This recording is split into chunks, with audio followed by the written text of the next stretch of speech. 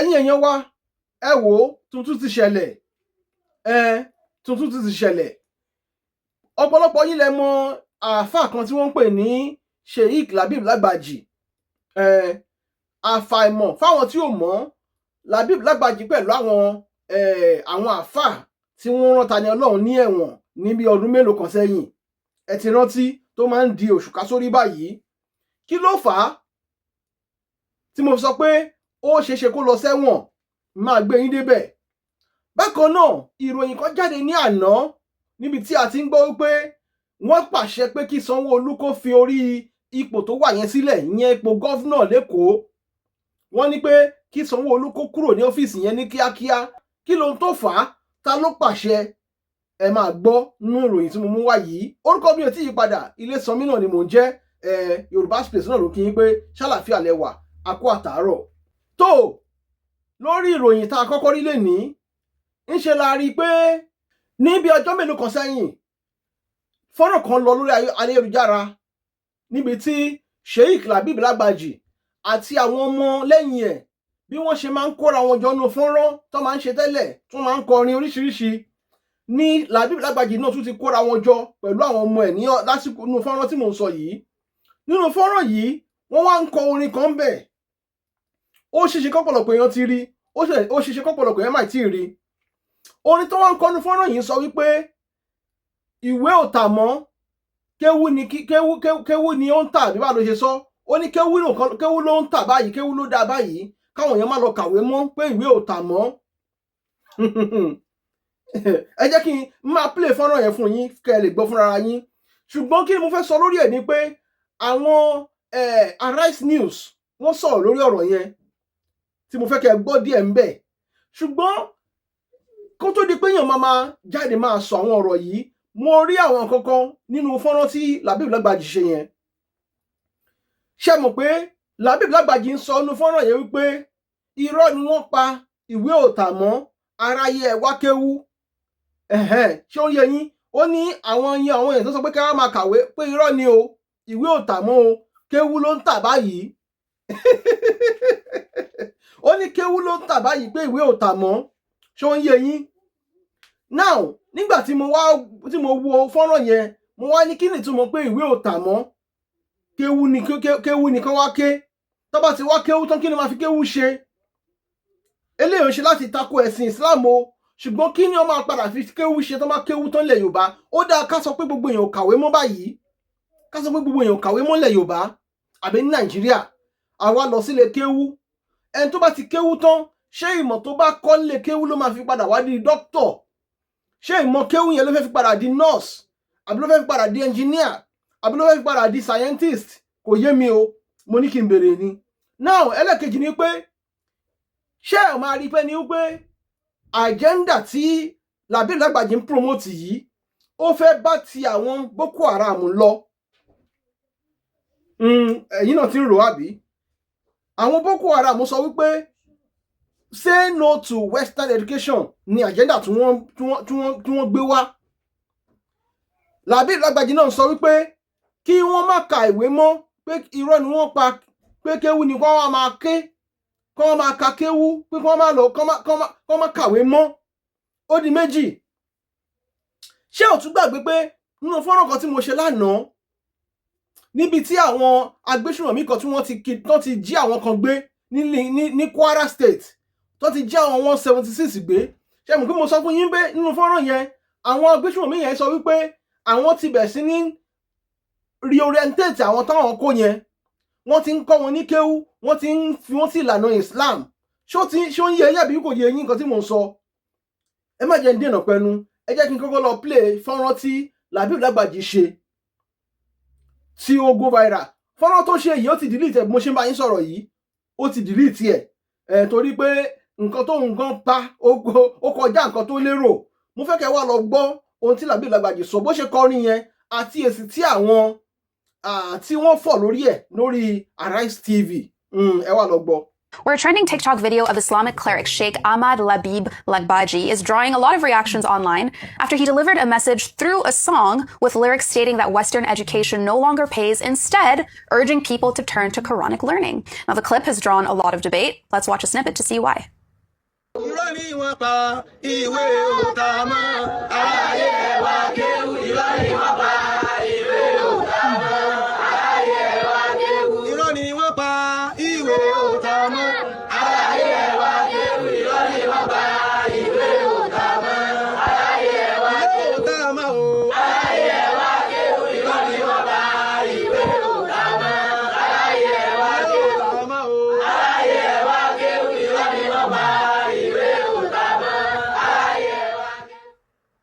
Now, this video has triggered mixed reactions. Some, welcoming the message. Others are questioning its relevance. And others have pointed out the fact that he's promoting this kind of content on digital platforms powered by modern education and technology. How do you reconcile all of these different factors? The irony of that. And the truth is that the number of people, clerics who had this message, passed their message using technology that people who went to school developed. But this is a bigger issue because we've often talked about, and part of President Olusegun Obasanjo's criticism of this administration is their handling of education and out-of-school children, saying that we have a potential time bomb on our hands. We have over 20 million out-of-school children in Nigeria, many of them in the northern part of Nigeria, and this makes up the largest number of out-of-school children in the world. What the former president had said was that this is a potential pool for future recruits into extremism and, insurgency in the future if Nigeria doesn't manage this problem. Now, put that side by side, this kind of rhetoric by a man who I gather has a large following on social media, and he's telling his followers that education doesn't work. We've often said that one of the problems of the north and areas that are underdeveloped in Nigeria is a lack of infrastructure, including education, quality education in those areas. And that is why it is easy for many to be indoctrinated or to be radicalized and, enticed into a life of extremism. So the government needs to take a position now, because this is one of many people who've come out with this and come out very boldly with this kind of rhetoric, is that we need to take a policy and a stance on education and almost make it criminal for people like this to make statements like this and, target education. People can have ideas, it's individual. People can believe that I don't want to go to school. But if Nigeria is a nation that believes in the importance of education and in the education of every child, for instance, Lagos State has a policy where they are trying to drive and push more out of school children into schools. They've received funding and are working towards. So it's anti-government to actually take a position like this when you're trying to raise money, you're trying to put in policies to ensure that children are educated, and then you come up with things like this and say, oh, don't educate your children. Absolutely. If you're going to arrest parents for not sending their children to school, as it's done in some states like Lagos State, then there should be some form of punitive measure for people like this who come out boldly to go against the efforts of government and maybe education as well, because some of them genuinely, based on religious beliefs, align with this. So maybe we need more education and awareness, advocacy on the importance of education. But I don't think people like this who have a voice, who are influencers, who have a large following should get away with making statements like this. Absolutely. It doesn't do well, and it is anti-government because this government's policy is to get more people into education, especially out of school children. Especially with social media, given the Act 2004, Universal Basic Education, Compulsory Education Act, which makes education free and fair, says that if you don't send your child to school, you will be penalized, including not just fine, but also imprisonment. But who is enforcing that? That's one question. The second thing is that, Boko Haram. The meaning of Boko Haram is that Western education is a sin. And that's precisely what this man is saying. Right. Now that singing, the song, is in Yoruba. And that's unfortunate, suggesting that perhaps this is in the western part of Nigeria. The same western part of Nigeria that introduced universal free primary education and free education, in 1955. It was Awolowo's policy, and I think anyway, Western region, 1955. It was copied by the East in 1957 and by Northern Nigeria in 1959. This is 2026. You see how some human beings saying that Western education is not acceptable. Right. Now the gentleman, Sheikh Lagbaja, is speaking out of ignorance, complete ignorance. Because the pattern in the western part of Nigeria is that you can send your child to regular school Western education. And some parents will say, I also want my child to be educated in the Quranic way. Right. Learning the Quran is also knowledge. It's also education. It's just that it is Islam-based. So, it's a lot of ignorance being put out there. And I think that Sheikh Lagbaji, or whatever his name is probably looking to promote his own business, trying to encourage people to come to his Quranic school. Right. And that is the kind of, a problem that we have in this environment. And if you check, his own children are probably going to school, private schools, abroad. either abroad or elsewhere. Unfortunate. So it's for people to just beware. The caveat emptor is buyer beware. Absolutely. Don't listen to what pastor says, hook, line, and sinker, and also be careful with some of these. What some of these owners of Quranic schools, what they say. You can combine both. There's nothing wrong in that, because there's no limit to knowledge. The Ahmadi school system encourages that. Exactly. So to say no education is wrong. And it doesn't have to be either or. But mo rò pé ẹ ti rí fọ́nrán tí Labeeb Lagbaji ṣe ó ní ìwé ò tà mọ́ kéwu nìkan wọ́n máa kọ́ báyìí. Ẹni tó ní ìwé ò tà mọ́ ó gbàgbé pé fọ́nrán tóun fi ṣe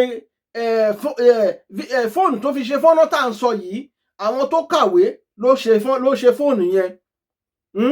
Àwọn tó kàwé, kódà tá a bá tún máa ní ká sọ, a tún sọ pé àwọn ẹlẹ́bọ, pàápàá ọ̀pọ̀lọpọ̀ àwọn tí ò tiẹ̀ gbọ́ lọ́hùn gbọ́ rárá, tí òun pẹ́lẹ́ òun wà, àwọn ló ṣe fóònù tó ń lò yẹn. Oníkéwú ò tà mọ́, ìwé ò tà mọ́, kéwú nìkan wọ́n máa kọ́. Anyway, mo rò pé ńgbà tí ìjọba bá rí fọ́nrán tí àwọn Arise TV tí wọ́n ṣe yìí, ó ṣeé ṣe kí ìjọba ránṣẹ́ sí i. Bẹ́ẹ̀ ni, tí ò bá dẹ̀ ṣọ́ra, àtòun àti gbogbo wọn tó bá nírú motive báyìí, torí irú wọn máa ṣì àwọn ọ̀dọ́ lọ́nà ni, wọ́n máa ṣì àwọn ọmọlẹ́yìn wọn lọ́nà ni. Nígbà tó wá sọ pé ìwé ò tà mọ́, kí wọ́n máa kọ́ kéwú. Kí ni kéwú ti dà fún wa lẹ̀ Yorùbá báyìí? Ẹ má jà gbà kókó ara wa níbẹ̀ yẹn. Ẹ jẹ́ kí n wá lọ fún yín second update nípa Sanwó-Olú. Ìròyìn tó jáde lánàá lórí Sahara Reporters wípé wọ́n ti pàṣẹ pé kí Gọ́vnà Sanwó-Olú kó fi ipò sílẹ̀. Àwọn wo ló pàṣẹ? Ẹ máa gbọ́nú news yìí. Ẹ jẹ́ kí n ka news yẹn tí Sahara Reporters gbé jáde. Ìròyìn yẹn jáde ní on the 27th of April 2026. Wọ́n ní Lagos Governor Sanwó-Olú ordered to resign on health grounds, deputy to take over. Wọ́n ní the arrangement, if carried through, would not only see Hamzat finish the current term, but also position him as a front runner for a fresh 4-year mandate in the 2027 elections.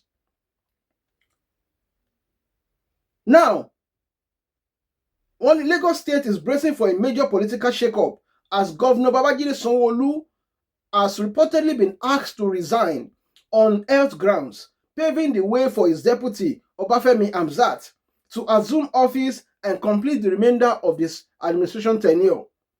According to sources within the presidency, President Bola Ahmed Tinubu and key members of his inner circle are said to be dissatisfied with the current leadership in Lagos and have moved to initiate a transition plan. Wọ́n ní Ààrẹ Bọ́lá Tinubu àti àwọn ìgbìmọ̀ wọn nínú kankos wọn, wọ́n ní inú wọn ò dùn sí ìṣèjọba Sanwó-Olú ní Èkó.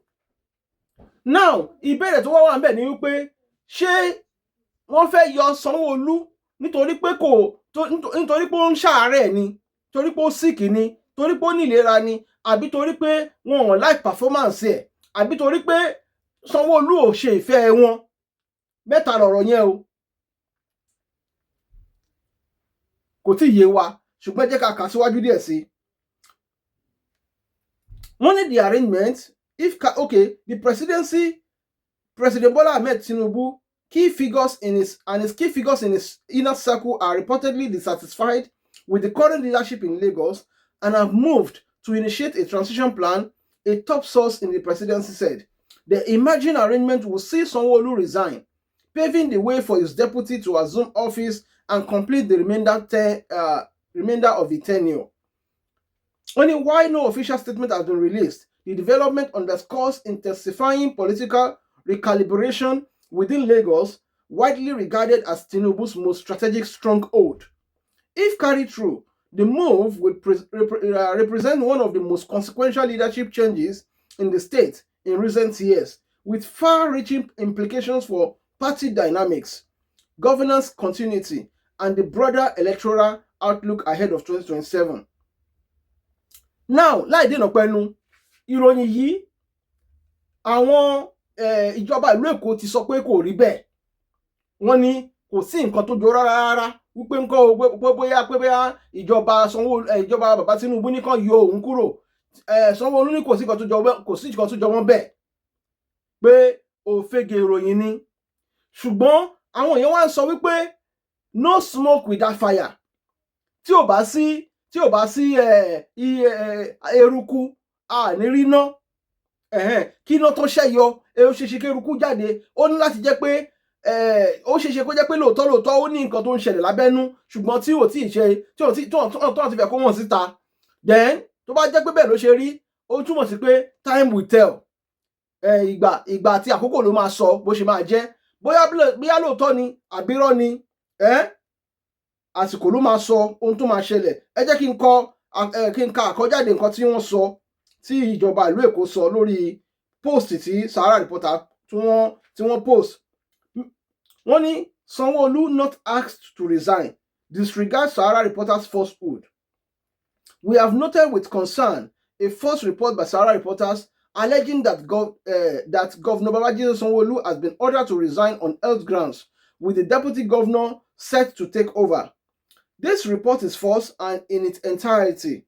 Nobody asked the governor to resign. This is another fake news, which has become a pattern of Sahara Reporters. Governor Sanwolu remains in good health, of sound mind, and is actively discharging his duty as governor of Lagos State. Earlier today, the governor received Deputy Governor Dr. Kadri Obafemi Hamzat, who paid him a courtesy visit to formally notify him of his intention to contest for governor. The meeting was held in a cordial atmosphere, as is customary. While Sahara Reporters has a track record of publishing disinformation, we are issuing this clarification to prevent the public from being misled by deliberate falsehood. We would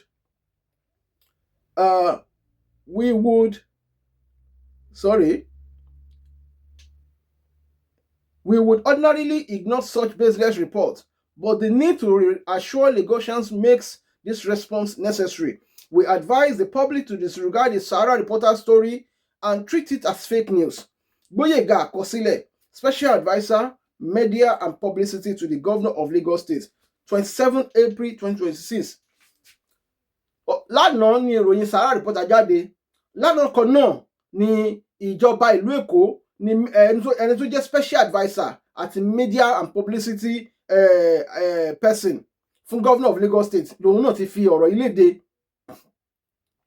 Nígbà tó sì fi léde lélẹ́yìí, now ìbéèrè tó wá yẹ ká tún béèrè ni pé tó bá jẹ́ pé irọ́ ni Sahara Reporter pa, pé bóyá o Governor Sanwó-Olú kò sí nǹkan kan tó ṣe, kò ní àìlera kankan, ṣé ìjọba ìlú Èkó máa sue Sahara Reporter ni? Torí tí wọn bá ti lè sue Sahara Reporter lórí ọ̀rọ̀ yìí, ó túmọ̀ sí pé nǹkan kan ti wà lábẹ́ ńbẹ̀, nǹkan kan ti wà nú ńbẹ̀. Bẹ́ẹ̀ mi ṣe rí nìyẹn o, mo ṣe rí nìyẹn. Bó bá jẹ́ pé bẹ́ẹ̀ yín náà ṣe rí nìyẹn, ẹ jẹ́ kí n mọ̀ ní comment section. Ẹ bá wa share fọ́nrán yìí kó tó dìgbà míì tí a tún lórọ̀ fẹ́ àti tún máa mú ìròyìn míì wá fún yín. Orúkọ tèmi ò tí yí padà, Ilésànmí ni mò ń jẹ́. Kó tó dìgbà náà, ó dàbọ̀.